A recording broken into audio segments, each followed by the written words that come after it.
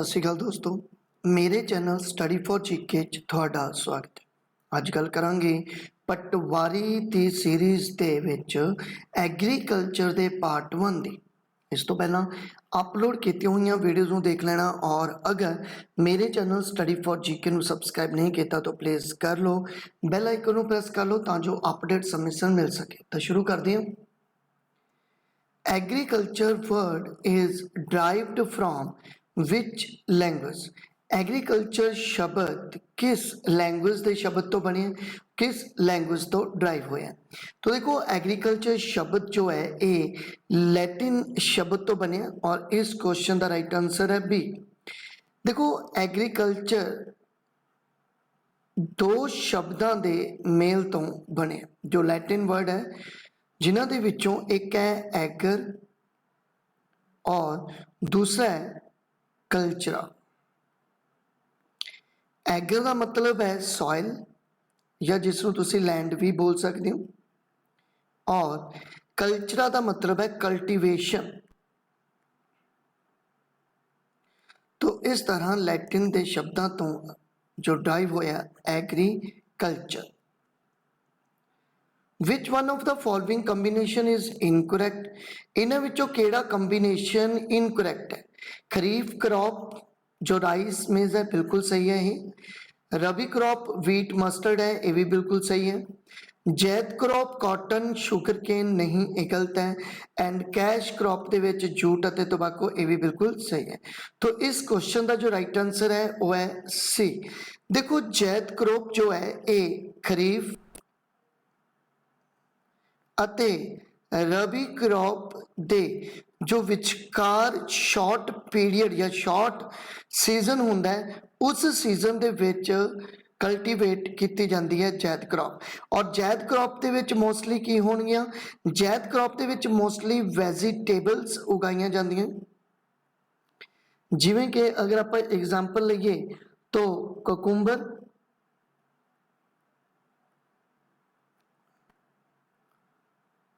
Pumpkin, तो extra इस तरह दी जो मतलब वैजिटेबल्स है वो उगाई जाती। तो इस क्वेश्चन का राइट आंसर है C. Who is the father of Indian green revolution? देखो, father of Indian green revolution की गल करा तो वह है डॉक्टर MS स्वामीनाथन। अगर आप गल करिए father of world's green revolution तो वह कौन है? तो देखो, अगर तुहानू वर्ल्ड्स लैवल पर पूछ लिया, ठीक है, तो वह बन गए नॉर्मन बोरलॉग।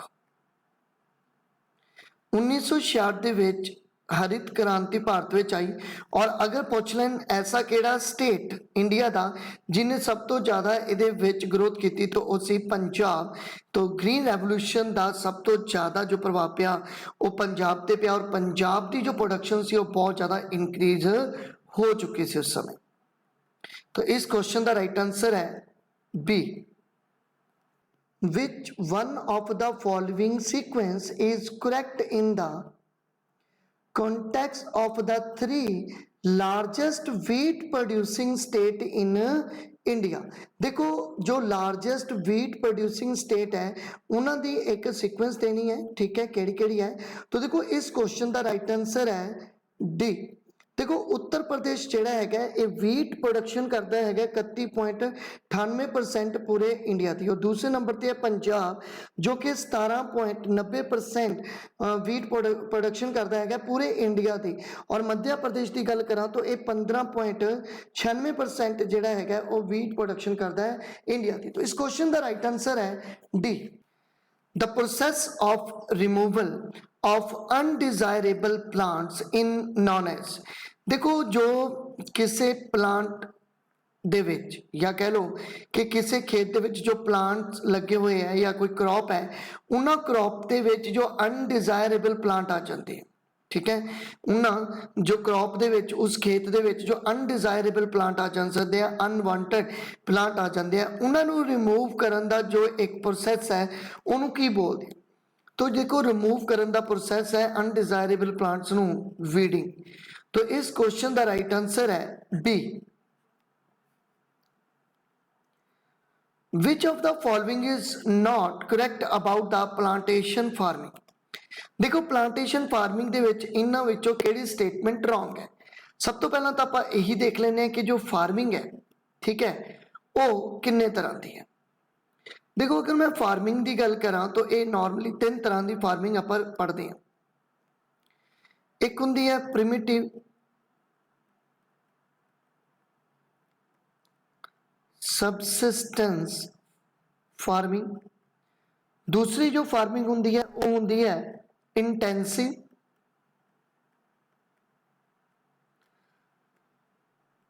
सबसिस्टेंस, और तीसरी होंगी है कमर्शियल फार्मिंग। और इस कमर्शियल फार्मिंग नू अगे भी 3 पार्ट्स दे विच डिवाइड किया जाता है। एक है कमर्शियल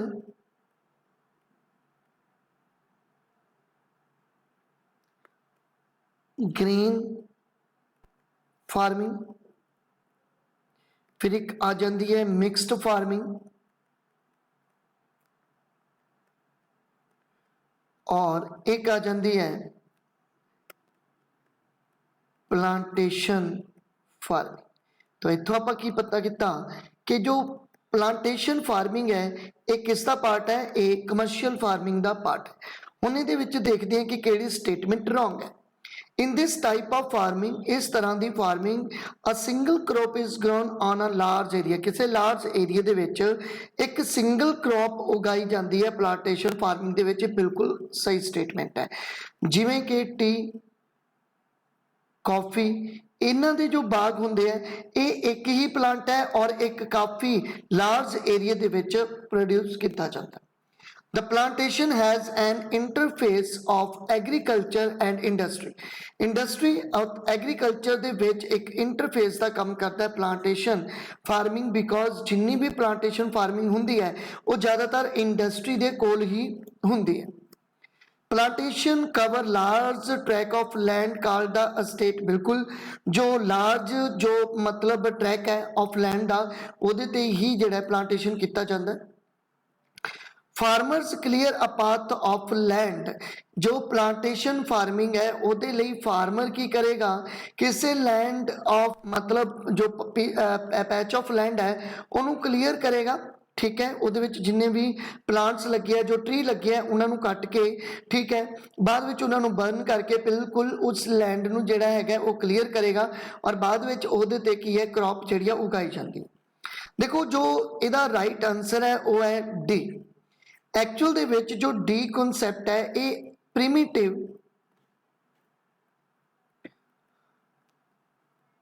सबसिस्टेंस फार्मिंग का पार्ट है, इस करके ये प्लांटेशन फार्मिंग का पार्ट नहीं है। तो इस क्वेश्चन का राइट आंसर है डी।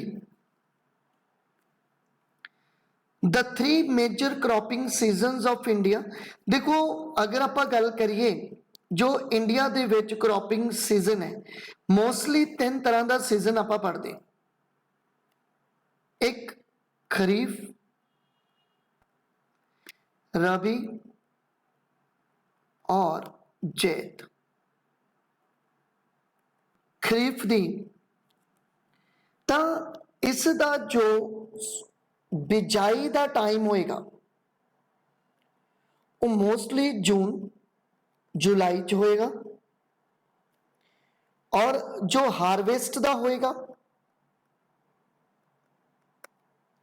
वो अक्तूबर तो नवंबर का होगा। देखो ये जो मंथ है थोड़े बहुते चेंज हो जाते हैं, जिमें कई थावों ते अक्तूबर की थां ते तुहानूं जिहड़ा हैगा वो कोई अगला या पिछला मंथ जिहड़ा तुहानूं देखण नूं मिल सकता है। तो इस करके स्टेट टू स्टेट थोड़ा वैरी कर जाते हैं। उस तो बाद एक खरीफ क्रॉप किहड़ियां हो सकती हैं? तो खरीफ क्रॉप राइस, मेज, बाजरा, ये सारियां खरीफ क्रॉप है। अगर मैं रबी क्रॉप की गल करा तो इसका जो बुझाई सीजन है वो ज़्यादातर नवंबर दिसंबर का होएगा, हुण कई थावां ते अक्तूबर भी लिखा हुंदा, और हारवेस्ट का जो एरिया होएगा, हारवेस्ट का जो टाइम होएगा वो मार्च अप्रैल का हुंदा।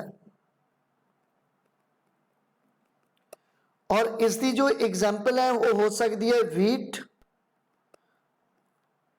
Barley,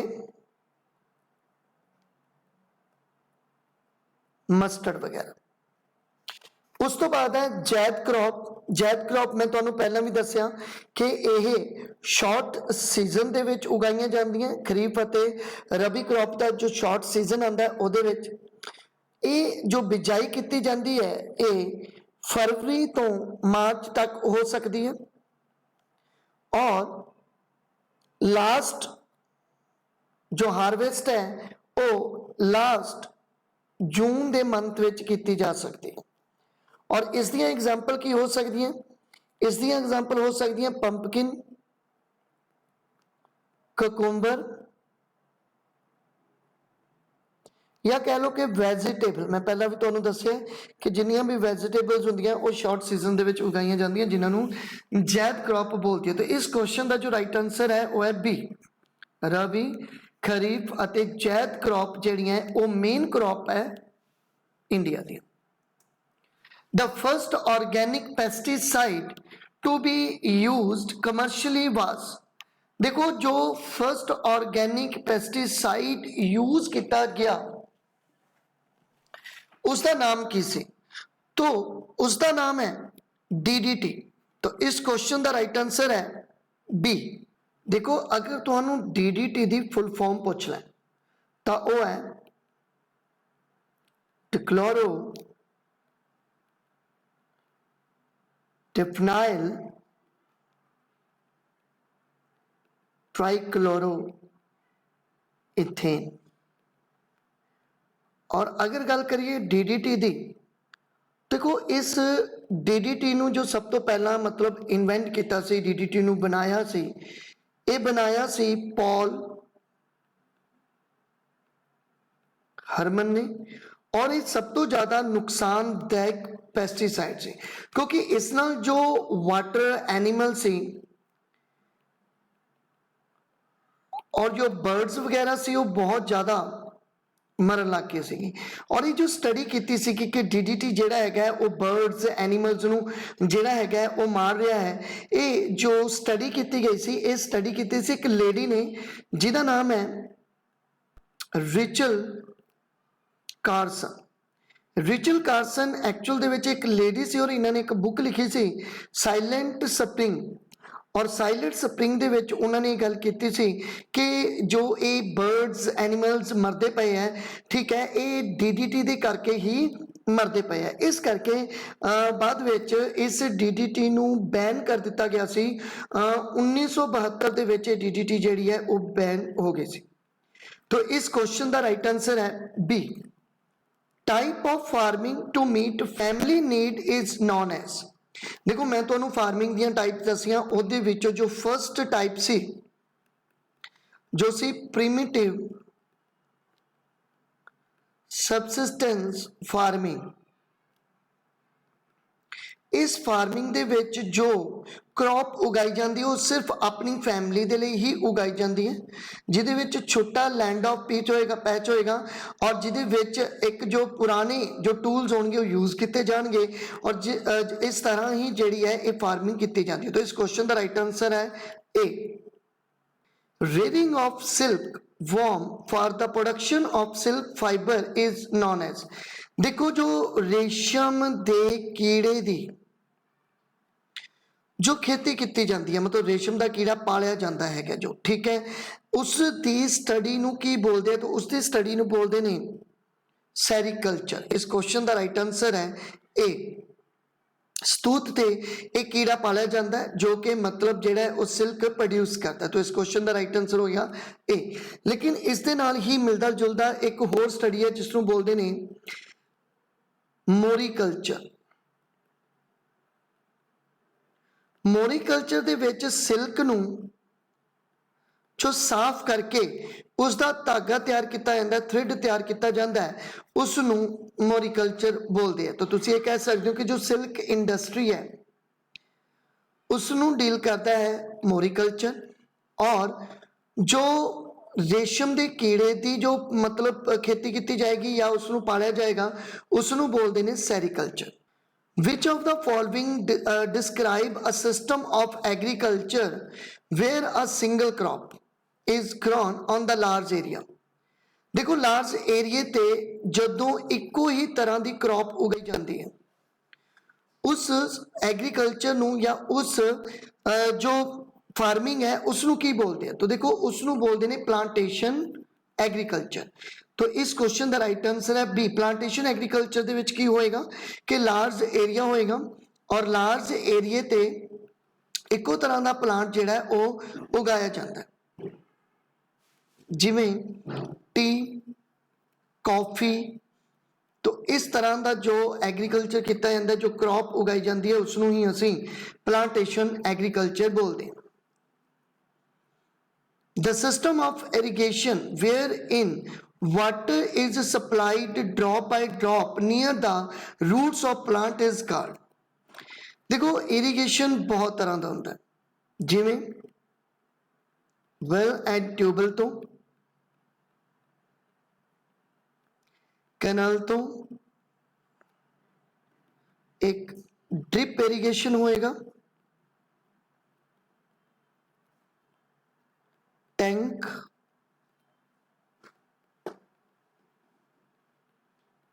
and sprinkle irrigation.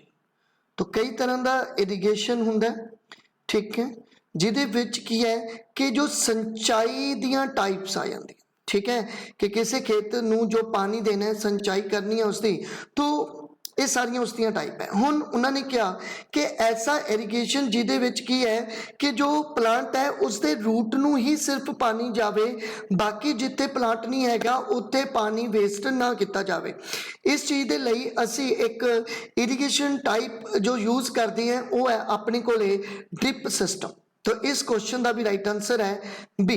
तो ड्रिप सिस्टम के विच की होएगा कि मान लो कोई प्लांट है और उस प्लांट की जो रूट है उहदे विच ही जो है वो वाटर दियां जो बूंदा है वो ही जड़ियां सिटियां जानियां, तां जो सिर्फ उस रूट नूं पानी मिले, ना कि बाकी एरिया जिथे कोई प्लांट नहीं हैगा उत्थे भी वो पानी वेस्ट होवे। तो ये काफ़ी बेनीफिट है बिकॉज ये जो वाटर है वो बहुत ज़्यादा बचाया जा सकता है। Who is regarded as father of silver revolution? देखो सिल्वर रेवोल्यूशन जो है ये संबंध रखता है एग, पोल्ट्री फार्मिंग के नाल, और इसके फादर के रूप में मन्ने जाते हैं इंदिरा गांधी। तो इस क्वेश्चन का राइट आंसर है सी। अगर पूछ लें कि वर्गीस कुरियन किस रेवोल्यूशन के फादर मन्ने जाते हैं, तो ये वाइट रेवोल्यूशन के फादर मन्ने जाते। हीरा लाल चौधरी की अगर मैं गल करा तो ये ब्लू रेवोल्यूशन के फादर मन्ने जाते हैं, और निरपख टूटिस की अगर मैं गल करा तो ये गोल्डन रेवोल्यूशन के फादर मन्ने जाते।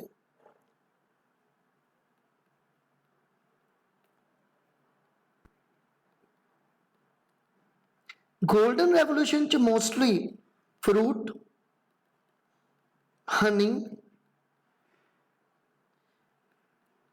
हॉर्टिकल्चर की गल की जाती है, जदों कि ब्लू रेवोल्यूशन दे विच फिश की गल की जाती है,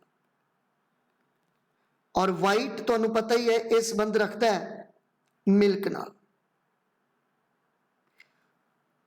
वाइट रेवोल्यूशन के बेस ते एक मूवी भी बनी सी जिसका नाम है मंथन। मंथन मूवी भी जिहड़ी है वो वाइट रेवोल्यूशन के नाल ही संबंधित है, ये भी तुसीं याद रख सकते हो। तो इस क्वेश्चन का राइट आंसर है सी।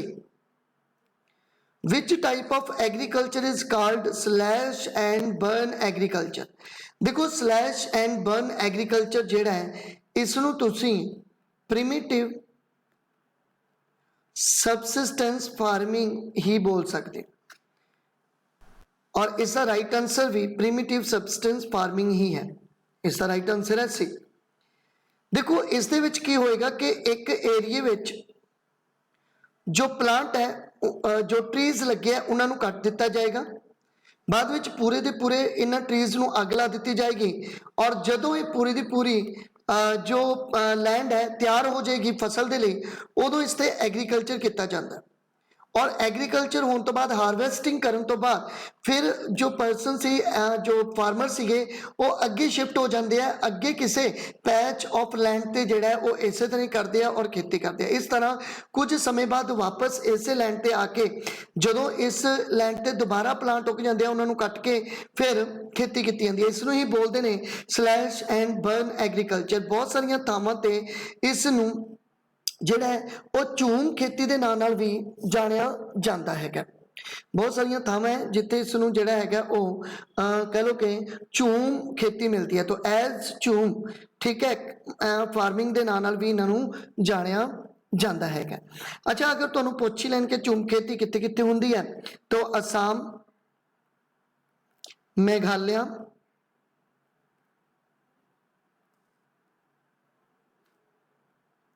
मिजोरम, नागालैंड, इन्हां सारियां दे विच झूम खेती की जाती है। देखो इसका बहुत थावां ते बहुत स्टेट दे विच नाम अलग अलग है। जिवें कुछ स्टेट है जिवें मणिपुर, तो मणिपुर दे विच इस नूं स्लैश बर्न जो एग्रीकल्चर है इस नूं पामलू एग्रीकल्चर बोलते हैं, फार्मिंग बोलते हैं। अगर पुछ लैन दीपा कित्थे बोलते हैं, तो ये छत्तीसगढ़ दे विच बोलते हैं। तो इस तरह मतलब इस एग्रीकल्चर का जो नाम है वो काफ़ी चेंज है। मतलब इस जो कह लो फार्मिंग का नाम आता है स्लैश एंड बर्न का, वो कई थावां ते इसनूं झूम बोली जाती है, कई थावां ते इसनूं जिहड़ा हैगा पामलू बोलते हैं, कई थावां ते दीपा, और फॉरन कंट्री दे विच भी इन्हां दे नाम सारे डिफर नाम हैगे। तो इस क्वेश्चन का राइट आंसर है सी। Which of the following soil is related to the term रगूर? देखो केड़ी सॉइल है जिसका नाम रगूर भी किया जाता है, तो वो है ब्लैक कॉटन सॉइल। तो इस क्वेश्चन का राइट आंसर है बी। और ए कॉटन, इसनूं कॉटन सॉइल भी बोल देंगे हैं, कपाही मिट्टी भी बोल देंगे हैं, बिकॉज ये कपाह के लिए बहुत ज़्यादा इंपॉर्टेंट मनी जाती है। अगर पुछ लैन कि ये मिट्टी कित्थे कित्थे मिलती है, तो महाराष्ट्र, MP, गुजरात, इन स्टेट दे विच कॉटन की प्रोडक्शन काफ़ी है और इत्थे काली मिट्टी काफ़ी मिलती है। एक्चुअल दे विच जो ब्लैक सॉइल है उस दी गल करिए तो उस दे विच नमी नूं सोकण दी कैपेसिटी बहुत है, कैपेसिटी टू होल्ड मॉइस्चर। अगर ये सुक जाए, मतलब जो गर्मी के दिन होंगे, जो गर्मी का सीजन है वो काफ़ी स्टिकी हो जाती है और ये क्रैक जोड़े है वो पै जाते हैं। अगर तुम देखी हो मिट्टी तो तुम्हें ये पता होएगा। तो इस क्वेश्चन का राइट आंसर है B. Who approve the fair and remunerative price FRP जिसनों बोलते हैं ऑफ शुगर केन। तो शुगर केन का जो सही जो प्राइस है ये कौन अप्रूव करता है, तो केड़ी संस्था या केड़ा डिपार्टमेंट इसनूं अप्रूव करता है? तो देखो इसनूं अप्रूव करता है cabinet committee on economic affair. तो इस क्वेश्चन का राइट आंसर है ए। और इसनूं जो चेयर करता है कौन करता है, तो इसके जो चेयरमैन होंगे वो PM ही होंगे। तो इस क्वेश्चन का राइट आंसर बनेगा ए। Study the following statements about the effect of weeds on the crop plant। मैं तुहानूं दस्सिया कि किसी भी क्रॉप दे विच जदों अनवांटेड कोई प्लांट उग आते हैं तो उन्होंने उस क्रॉप के विचों हटाने नूं असीं वीड्स बोलते हैं, वीडिंग बोलते हैं, ठीक है। तो इस वीडिंग दे नाल केड़ी स्टेटमेंट रिलेट करती है और पूछा उन्होंने कि केड़ी स्टेटमेंट जिहड़ी है वो करैक्ट है। The help crop plant to grow healthy, कि ये प्लांट जिहड़ा हैगा मतलब क्रॉप प्लांट नूं ग्रो करन दे विच मदद करदे हैं। दे इंटरफेयर इन हार्वेस्टिंग कि ये हार्वेस्टिंग दे विच एक रुकावट पैदा करते हैं, दे इफेक्ट प्लांट ग्रोथ कि ये प्लांट की ग्रोथ दे विच रुकावट पैदा करते हैं, उसनू इफेक्ट करते हैं, they compete with crop plant for water compete they compete with crop plant for water nutrient space and light. तो कि ये मतलब जो क्रॉप है ਉਹਦੇ ਵਿੱਚ जो वाटर है जो न्यूट्रिशन है ਉਹਨੂੰ खत्म करते हैं, ठीक है, खुद ले लेंगे और क्रॉप ਨੂੰ उन्ना नहीं मिलता जिन्ना कि ਉਸ ਨੂੰ मिलना चाहिए सी। तो इस स्टेटमेंट के अकॉर्डिंग ਕਿਹੜੀ स्टेटमेंट ਜਿਹੜੀ है वो करैक्ट स्टेटमेंट बनती है। तो देखो इस ਨਾਲ रिलेटेड है B option, they interfere in harvesting, बिल्कुल ये हार्वेस्टिंग दे विच इंटरफेरेंस करते हैं, and they effect plant growth, बिल्कुल ये प्लांट की ग्रोथ नू इंपैक्ट करते हैं, और they compete with crop plant for water nutrient space and light. तो इस क्वेश्चन का राइट आंसर है बी। एक्चुअल दे विच नैगेटिव पॉइंट है, तो इस करके आप नहीं कह सकते कि ये किसी जो प्लांट है उसकी ग्रोथ विच हेल्प करते हैं, बिल्कुल ये उसकी ग्रोथ विच हेल्प नहीं करते बल्कि उसनू ग्रो करन तो रोक दे। तो इस क्वेश्चन का right answer B. The characteristic features of Indian agriculture are, देखो इंडियन एग्रीकल्चर दियां इन्हां विचों किहड़ियां-किहड़ियां फीचर्स हो सकदियां। तो देखो पहली फीचर है labour surplus economy. Labour surplus economy का मतलब है कि किसी खेत दे विच जिन्ने किसानां दी जरूरत है उस तो काफ़ी ज़्यादा किसान लगे हुए हैं। स्ट्रक्चर अनएम्पलॉयमेंट, स्ट्रक्चर अनएम्पलॉयमेंट का मतलब है कि किसी परसन की स्किल दे नाल मैच नहीं करती उसकी जॉब, मतलब उसकी स्किल तो कोई होर है लेकिन वो जॉब कोई होर करता पिया, इसनू बोलते हैं structure unemployment. Large size of land holding, मतलब लार्ज साइज ऑफ लैंड है जिहड़ा उन्होंने होल्ड करके रखा हुआ है, और ट्रेडिशनल टैक्नोलॉजी ऑफ प्रोडक्शन की जिहड़ी है वो टैक्नोलॉजी काफ़ी जिहड़ी है वो ट्रेडिशनल है। तो इन्हां विचों किहड़ा एक फीचर है जो इंडियन एग्रीकल्चर नाल मैच करता है? देखो लेबर सरप्लस इकोनॉमी कि ये हो सकती है, या स्ट्रक्चर अनएम्प्लॉयमेंट हो सकता है, या large size of land holding हो सकता है, या ट्रेडिशनल टेक्नोलॉजी ऑफ प्रोडक्शन हो सकता है। तो इन्हां विचों किहड़ा एक फीचर है इंडियन एग्रीकल्चर का? तो वो है 1 and 4 लेबर सरप्लस इकोनॉमी है। बिल्कुल एक खेत विच एक किसान, मतलब जिन्नी किसानों की जरूरत है, मतलब उन्होंने तो बहुत ज़्यादा जोड़े है किसान उस खेत विच काम कर रहे हैं क्योंकि कोई होर काम नहीं मिल रहा उन्होंने। और दूसरा है कि उस खेत के विच जो टूल्स यूज़ किए जा रहे हैं, जो टैक्नोलॉजी यूज़ की जा रही है वो काफ़ी ट्रेडिशनल, अज भी इंडिया के विच काफ़ी जो है वो ट्रेडिशनल टैक्नोलॉजी का इस्तेमाल करके ही एग्रीकल्चर किया जाता है। तो इस क्वेश्चन का राइट आंसर है सी। Which of the following crop is a major source of protein in a vegetarian diet? देखो अगर कोई वेजिटेरियन है तो उस दे लई प्रोटीन का सब तो अच्छा सोर्स किहड़ा चीज़ हो सकती है? तो वो है अपने कोले पल्सेस, मतलब दालां। तो इस क्वेश्चन का राइट आंसर बनेगा सी। और अगर पूछ लैन केड़ी इंडियन स्टेट जिथे दालां सब तो ज़्यादा प्रोड्यूस कीतियां जांदियां तो वो है MP, मध्य प्रदेश। पूरे इंडिया की जो प्रोडक्शन है 33.92% वो मध्य प्रदेश के विच ही हुंदी है। अगर दूसरे नंबर पर पूछ लें तो राजस्थान एक ऐसा स्टेट है जिथे 14.18% जिहड़ा है पल्सेस पूरे इंडिया दियां उगाईयां जांदियां। तो इस क्वेश्चन का राइट आंसर है सी। What has been the main dependency of primitive farming? देखो इन्हां विचों जो प्रीमिटिव फार्मिंग है उसकी जो डिपेंडेंसी है वो किस ते है? सब तो ज़्यादा मॉनसून ते, मौसम ते है सब तो ज़्यादा, या लेबर ते है, या अपने कोले सूटेबिलिटी ऑफ अदर इन्वायरमेंट है, और टेक्निकल है। देखो जो प्रीमिटिव सबसटेंस फार्मिंग है उदा सब तो ज़्यादा जो मतलब प्रॉब्लम आती है वो उसनू मॉनसून की आती है। मतलब अगर उन्होंने किसी लैंड दे विच एग्रीकल्चर किया, क्रॉप बीजी, तो वो डिपेंड करूगी मौसम ते, मीह ते डिपेंड करूगी कि अगर मीह होया तो ये फसल अच्छी होएगी, लेकिन अगर मौसम खराब होया तो ये फसल भी खराब हो जाएगी। तो इस करके मॉनसून जिहड़ा है वो एक ऐसा मेन रीजन बनता है, फीचर बनता है प्रीमिटिव फार्मिंग के लिए। तो इस क्वेश्चन का राइट आंसर रहेगा ए।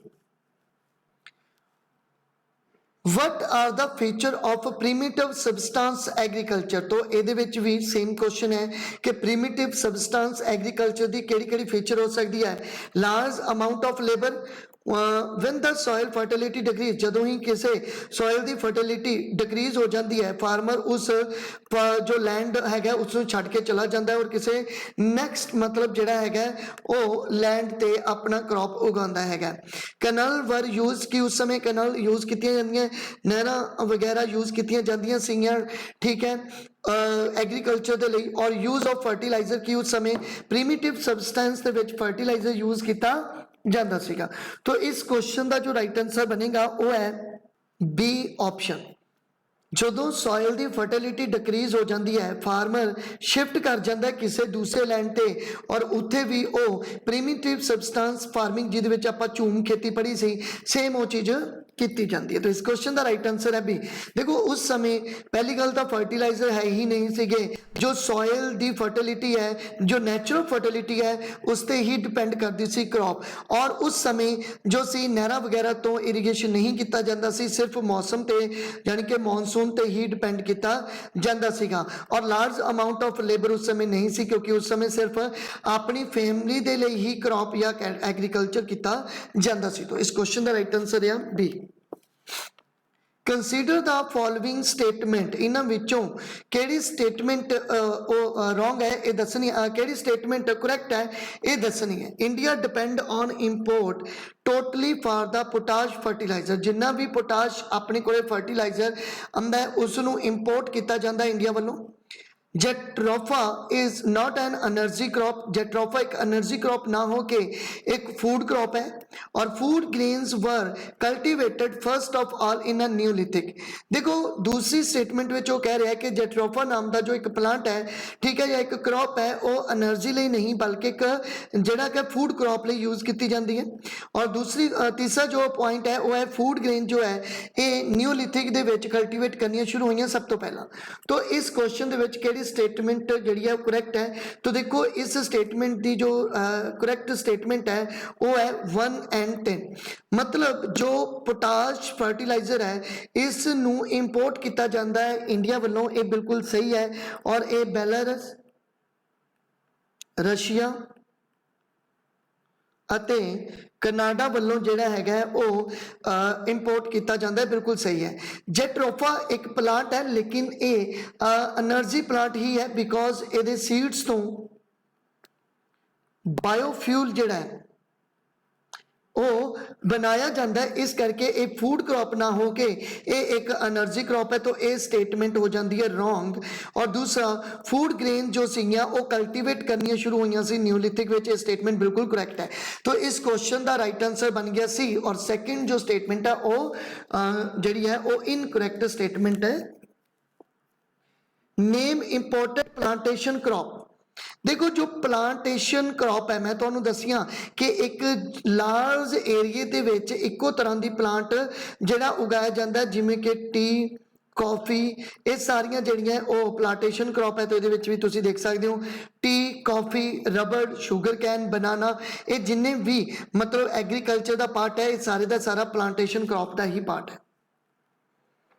Grapes are mainly produced in the state of, देखो इंडियन स्टेट वो केड़ी जिहदे विच सब तो ज़्यादा ग्रेप्स उगाए जाते हैं, तो वो स्टेट है जी तुहाडे कोले महाराष्ट्र। तो इस क्वेश्चन का राइट आंसर है सी। देखो महाराष्ट्र पूरे इंडिया का जो है 78.30% जिहड़ा है वो ग्रेप्स प्रोड्यूस करता है। महाराष्ट्र जो है वो अनियन दे विच भी पहले नंबर पर है, अनियन भी जिहड़ा है वो सब तो ज़्यादा इंडिया का प्रोड्यूस किया जाता। महाराष्ट्र में 38.09% प्रोड्यूस किया जाता है। अगर मैं कर्नाटका की गल करा तो देखो कर्नाटका जिहड़ा है ये 3rd नंबर पर आता है पूरे इंडिया के विच जवार ते। और ये जवार प्रोड्यूस करता है 22.83%। और उस तो बाद कोकोनट के लिए भी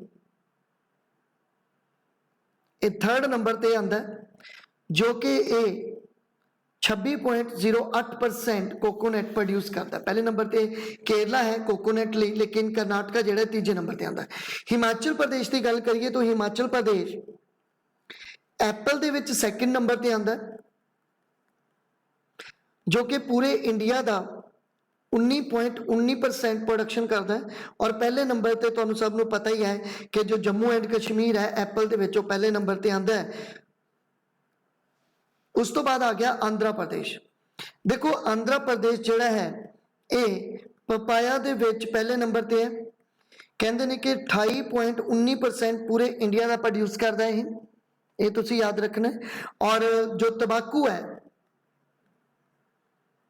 ये भी आंध्र प्रदेश के विच गुंटूर नाम का एक डिस्ट्रिक्ट है, उत्थे सब तो ज़्यादा उगता है, लेकिन ये आंध्र प्रदेश हुण सैकेंड नंबर पर हो गया, फर्स्ट ते नहीं। फर्स्ट ते हुण गुजरात हो गया, तुसी याद रखना है। पहले नंबर पर तंबाकू प्रोड्यूस करने वाला गुजरात और दूसरे नंबर पर आंध्र प्रदेश। हालांकि बहुत पहला आंध्र प्रदेश पहले नंबर पर सी, लेकिन हुण ये दूसरे नंबर पर हो गया। तो इस क्वेश्चन का जो राइट आंसर बनता है वह है महाराष्ट्र। महाराष्ट्र में ग्रेप्स पहले नंबर पर मिलते हैं।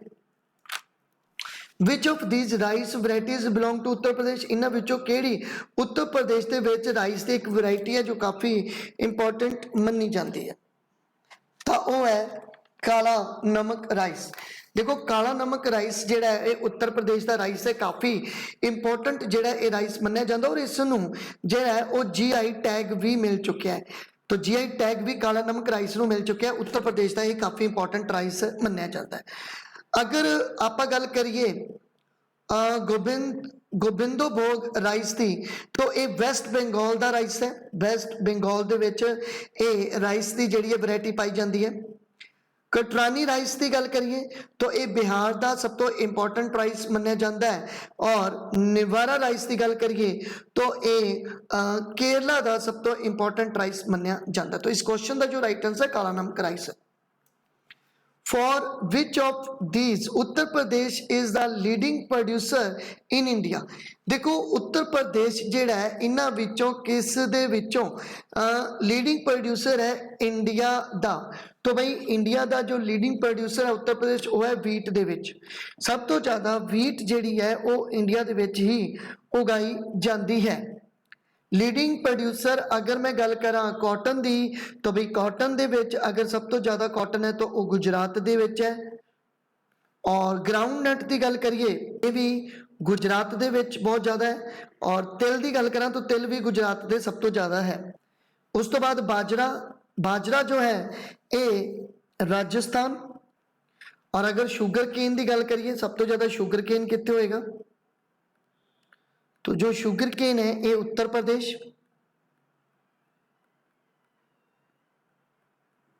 और मिल्क भी उत्तर प्रदेश के विच मतलब नंबर, मतलब जो उत्तर प्रदेश है ये शुगर केन दे विच प्रोडक्शन विच नंबर 1 है, मिल्क दे विच नंबर 1 है, कॉटन दे विच गुजरात और ग्राउंड नट दे विच गुजरात, और तिल जो तिल होंदे हैं उन्हां विच भी गुजरात है। और जो बाजरा है उहदे विच राजस्थान नंबर 1 ते।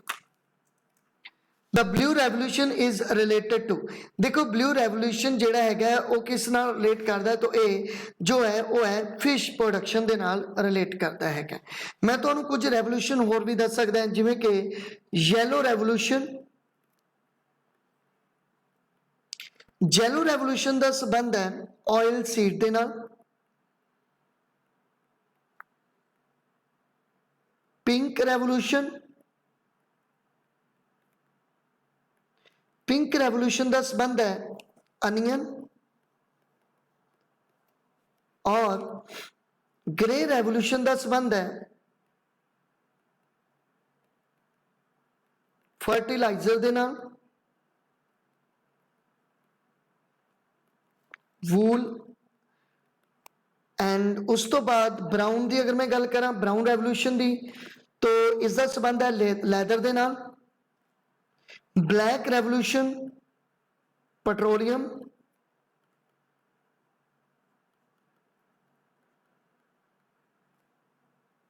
गोल्ड आ दो इंपॉर्टेंट है, एक गोल्डन फाइबर अगर आ जाए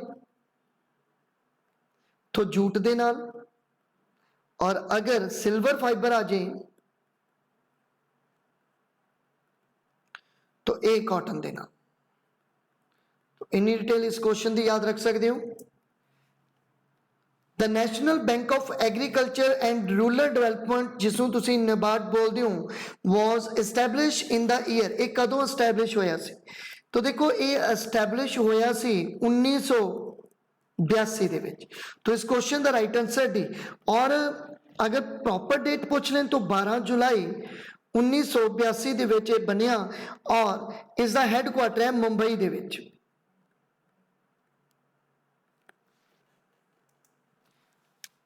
where is a national sugar institute? देखो नेशनल शुगर इंस्टीट्यूट कितने है, तो नेशनल शुगर इंस्टीट्यूट है कानपुर दे विच। इस क्वेश्चन का राइट आंसर है ए।